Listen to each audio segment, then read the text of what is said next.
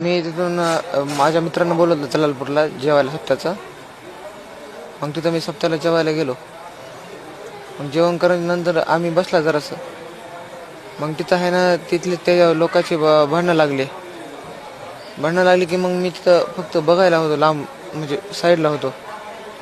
मग तिथून असं भांडणं फिरणं सगळं झालं की आहे ना मी असं मित्राला आहे ना तिकडून परळीमधून शिवाजीनगरला सोडलं आणि तिकडून रिलायन्समध्ये जाऊ लागलो. म्हणजे रिलायन्सपाशी आहे ना त्याला माहीत होतं की मी येणार आहे म्हणून तिकडूनच. मग तिथं आहे ना त्यानं 4-5 गाड्या घेऊन मला डायरेक्ट रस्ता रोखला, अडवलं आणि मारहाण करून गाडी बसवलं आणि तोंड दाबून वरी नेलं त्या वरी रत्नेश्वर डोंगराव. आता बघितल्यासोबत ओळखतोय. हां, बोलत होते ह्याला सोडायचंच नाही, आता ह्याला मारून टाकायचं आणि ह्याचा संत देशमुख पार्टच करायचा, ह्याला सोडायचंच नाही आता.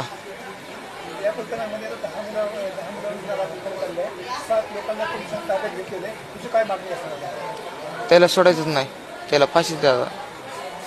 ते मारून टाकत होते, त्याला माणसानं बघितलं नसतं तर मी जिथंच राहत नव्हतो. ते तसली लोक म्हणजे कत्ती होत्या, अजून लोखंड